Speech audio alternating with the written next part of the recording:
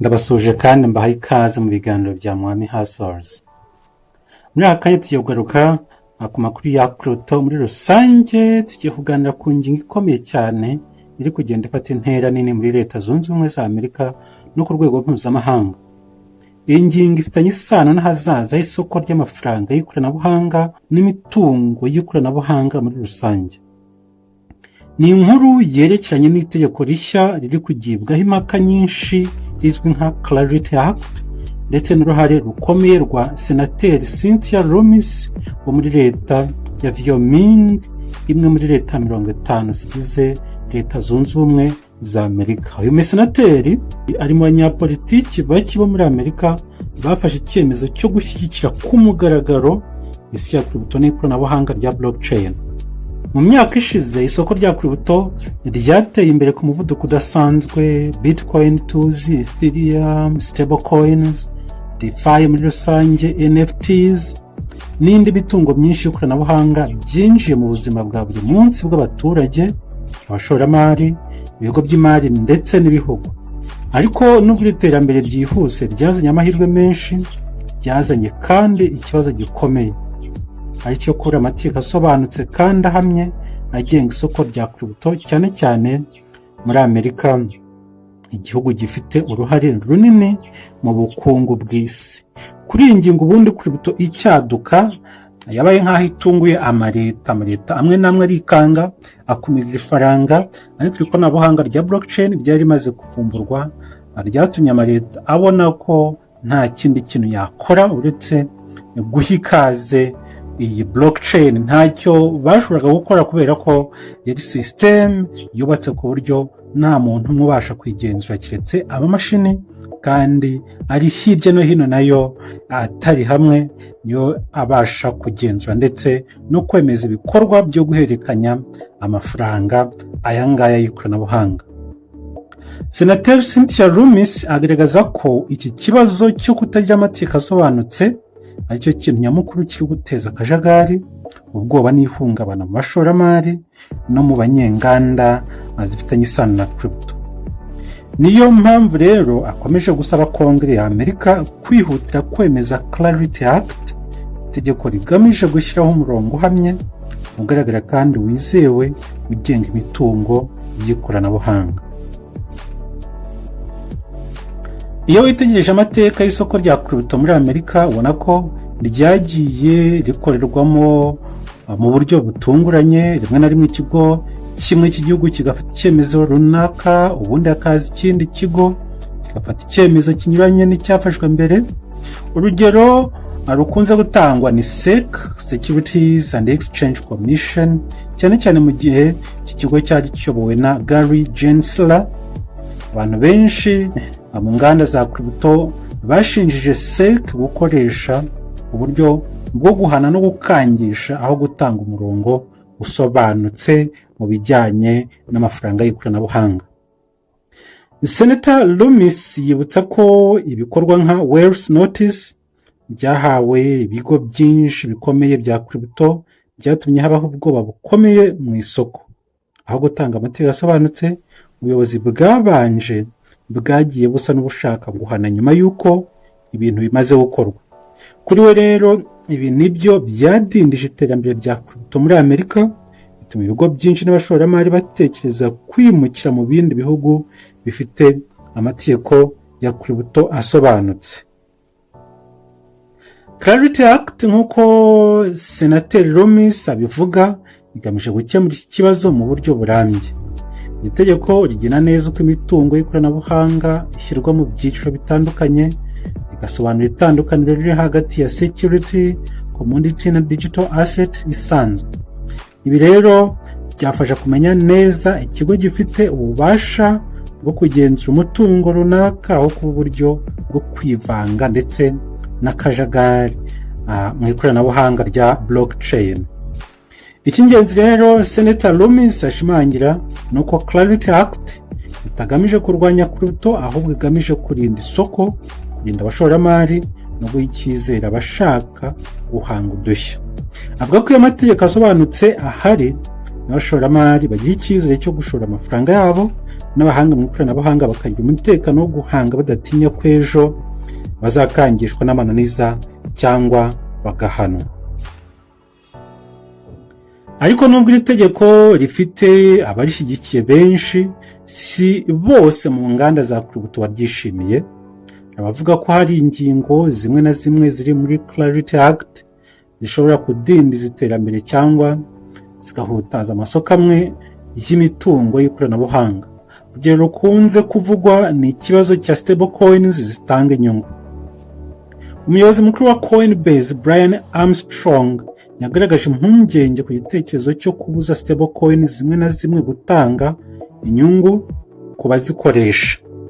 Kuri we ibi bishobora kubangamira udushya no guhatira abazikoresha kujya ku masoko atagenzuwe neza.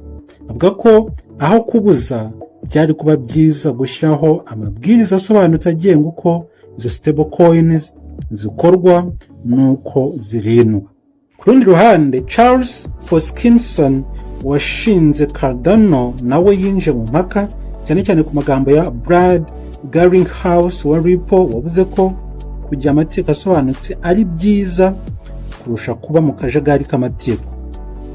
Hoskinson avuga ko atemera ko amategeko yose ko yaba ameze kose ari meza kurusha kubura amategeko, cyane cyane ayo mategeko ashobora kwica udushya. Nubwo hari ibitekerezo bitandukanye, Senateri Loomis akomeje gushimangira ko gutinda kwemeza Clarity Act bishobora gutuma Amerika itakaza umwanya wayo nk'igihugu kiyobowe n'umuntu usobanukiwe ibintu bya crypto kandi kinayoboye isi mu ikoranabuhanga. Avuga ko mu gihe Amerika ikomeje kugenda buhoro, ibindi bihugu birimo ibyo mu Burayi, Aziya n'ibihugu bimwe byo mu burasirazuba bwo hagati bikomeje gushyiraho amategeko asobanutse akurura abashoramari n'ibigo bya crypto. Ikindi kintu gikomeye Loomis avuga ni uko politiki ihora ihinduka. Avuga ko uyu munsi hari abayobozi bashyigikiye crypto ariko ejo hashobora kuza abayirwanya. Uyu munsi bafite Donald Trump niwe wagize uruhare mu kwemeza imishinga ndetse imishinga y'amategeko n'amateka menshi y'amakrypto, ariko ejo hashobora kuza undi udashyigikiye crypto.